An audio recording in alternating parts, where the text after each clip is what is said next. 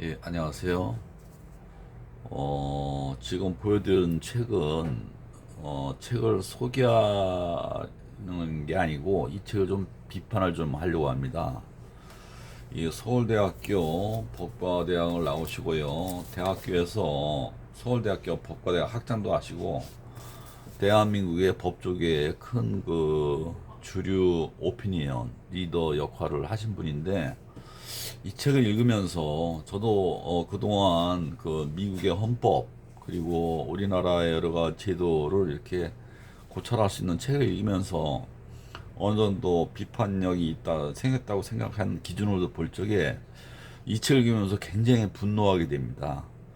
이 책이 지향하는 바가 정말로다가 문제가 많다고 저는 생각하는데, 첫째, 이 사법개혁과 법과 법학교육이란 이 제목의 책에 검사의 수사와 기소 분리가 돼야 된다는 내용이 전혀 없습니다.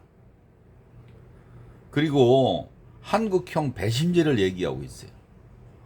정말로다가 옛날에 한국형 민주주의 얘기하는 그런 독재 시대의 발상인 것 같아요. 대한민국 이 사법 역사는 박정희 대통령, 전두환 대통령, 이 군사 독재 시절에 소수 정예 하수인을 만든 것이 그 안의 과정입니다. 선진국들이 어떻게 법을 운영하며 법이라는 서비스를 국민한테 어떻게 제공하는지에 대한 조그마한 성찰도 없습니다. 하나하나 제가 문제점을 체크한 것을 보여드리면서 비판을 하겠습니다.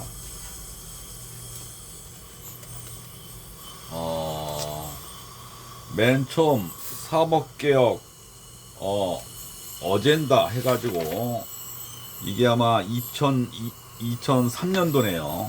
벌써 20년 돼가죠. 20년 돼가는데 검찰총장에게 인사권과 예산권을 줘야 된다, 이러는 발언을 합니다.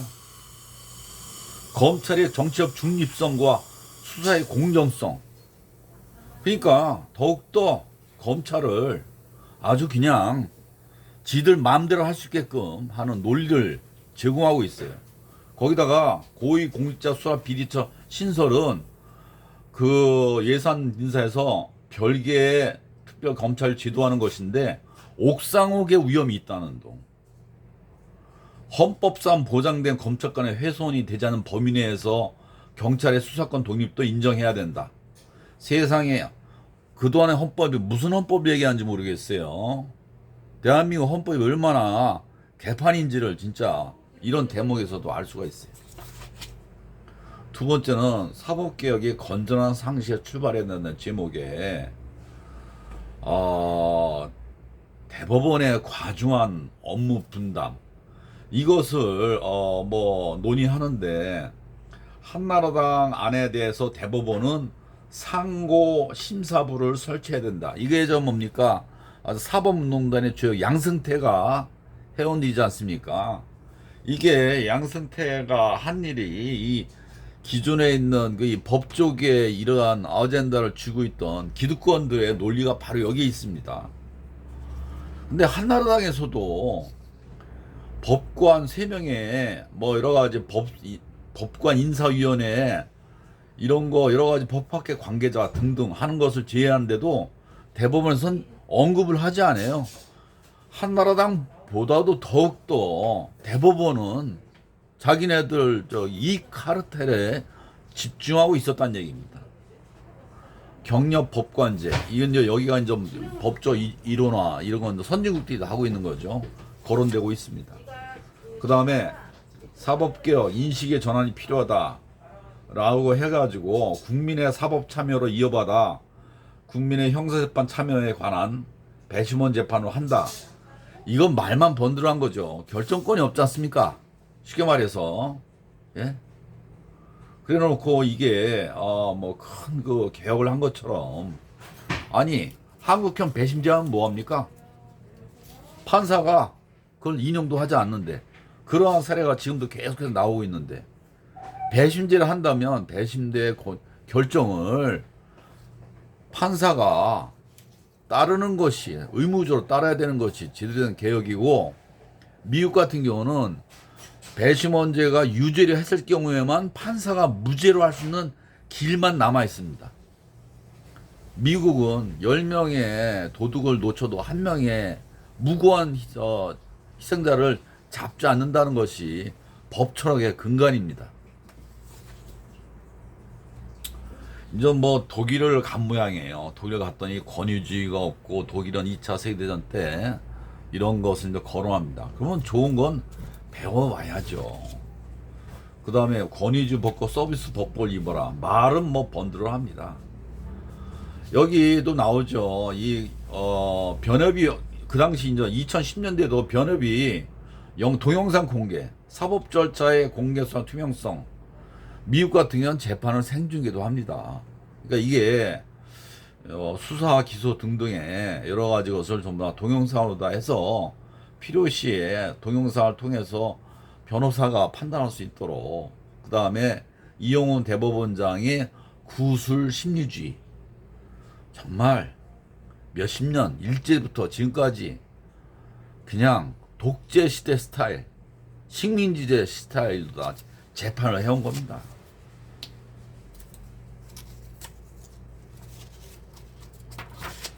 그 다음에 이제 사법부의 신뢰가 추락되고 있다. 이게 웃기는 게 정봉주 사건에 대해서 유죄를 때렸다고 여러 가지 비판을 하니까 사법부를 너무 씹는다 그러고 있어요. 아니, 결국 BBK가 결론이 어떻게 났습니까? 그 다음에 이제는 대법관의 재판전에서 뭐 대법관 획기전 늘려야 된다 뭐 등등 얘기 나오고요. 검찰, 경찰, 상설특검, 뭐 상설특검은 뭐 거의 전 세계에 없다는 둥 그런 얘기 하는데, 도대체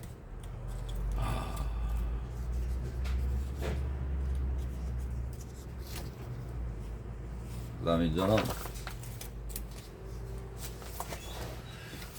전관예우의 폐해하면서 전관예우의 폐해를 하는데, 대형 로펌의 뭐 회계사, 변리사, 뭐 금융조세, 법조계와 달리 재정금융기의 전관예우는 독과점적이다. 아니, 법조계 전관예우와 더욱더 큰 악이죠. 재정금융기에 뭐 이런 걸 비판하고 있습니다.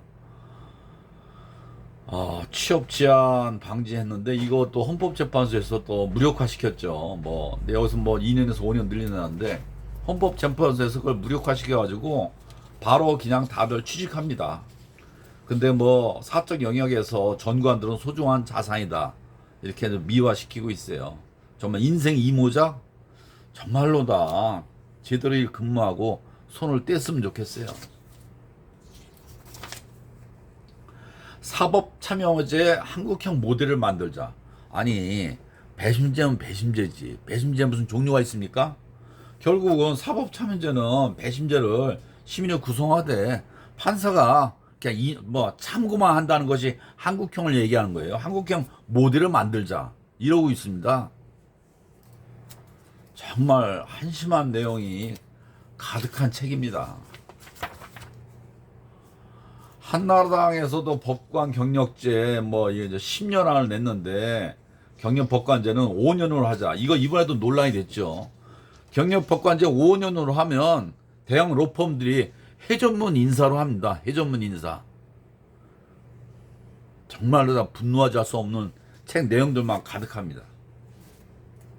이런 거를 알고 나면 정말로다가 이 오피니언 리더들이 헌법재판소 구성에 합리적, 이거 다 얘기해요. 독일 같은 경우도 시민단체가 참여하고 헌법재판소, 일본 같은 경우도 뭐 도리어도 법학교수, 변호사 출신 다양하게 포진되어 있다는데 한국만 헌법재판소와 그 법관들에 의해서만 채워지고 있다. 이거는 뭐 제대로 비판하네요. 뭐 하나 정도는 제대로 비판해야 되겠습니다. 헌법재판소의 오해와 진실. 하여간 요 다음부터 내용이 뭐 큰 내용은 아닌데 검찰 개혁하지만 당연한다. 고위공직자 수사 비리처를 좀 비판합니다. 결국 하기 싫다는 얘기죠. 검찰 개혁의 명과암. 여기 또 좀 그 몇 가지 내용은 좀 뭐 제대로 얘기합니다. 법무부의 문미나 정착, 그 다음에 뭐 직접 수사 바람직하지 않다. 그 다음에 검찰권 행사에 대한 시민의 참여를 강화해야 된다. 이건 다 선진국에서 하고 있는 겁니다. 우리나라 안 할 뿐이지. 이거 뭐 그 저 검찰 기소 독점제 이거 비판하고 플리바게닝을 굉장히 뭔가 좀 오해하고 있는데, 그 미국의 플리바게닝은 배심제로 가지 않고 죄를 인정해서 바로 재판부로 넘기는 것을 플리바게닝이라고 해요. 이게 무슨 뭐 면죄부를 주는 게 아닙니다. 이게 우리나라는 기소 이후에도 뭐 마음대로 하는데, 이런 플리바게닝도 굉장히 오해가 되게 하고 있고, 여기 또 이런 것도 썼어요. 한명수 총리에 대한 거, 이런 거에 대한 거를 하면서 국민들은 전 총리가 다 하는데 국민들은 얼마나 전직 총리도 무리하게 수사하는데 일반 국민들은 얼마나 불안감을 지울 수 없다. 이거는 또 뭐 제대로 보네요. 예. 저축은행, 이건 저축은행은 윤석열, 부산저축은행 얘기가 나옵니다. 사화저축은행과 부산저축은행 이 비리에 관해서 모두 정관계 법조 인사들이 모두 구설수에 올라와 있다. 이거 제대로 수사 안 했죠. 저축은행 비리에는 근데 금융감독기관과 그 종사자들의 불법과 방조가 큰 몫을 차지하고 있다라고 설명하고 있어요. 아니죠. 검찰이 덮는 수사를 했기 때문에 문제가 더 커진 거죠. 금융감독원 이게 이제는 이 제대로 이제 집중 못한 겁니다. 정말 부산저축은행은 캄보디아 개발, 신안군 개발, 영각사 관련 두 정권에 걸쳐 진행되었다. 두 정권이 뭡니까? 2011년도니까 이명박 박근혜 두 정권을 얘기한 겁니다. 그리고 법률가 이전 투란 제목으로 해가지고 검사 동일체 원칙이 지배하는 검찰과 달리 법원은 사법권 독립, 법관, 지위가 원천적으로 배제되어 있다. 하지만 법원장은 법관에 의한 최소한 지휘 감독은 불가피한 측면이 있다. 이건요, 검사 동일체 원칙도 문제가 있는 것이고요. 법원장이 법관에 관여하는 것은 문제가 있는 겁니다. 둘 다 문제가 많은데 둘 다 지지하고 있네요. 하여간 이 법조계의 오피니언 리더, 서울대 법과대학 교수 성낙인 책, 정말 이 책을 읽다 보면 분노와 치밀입니다.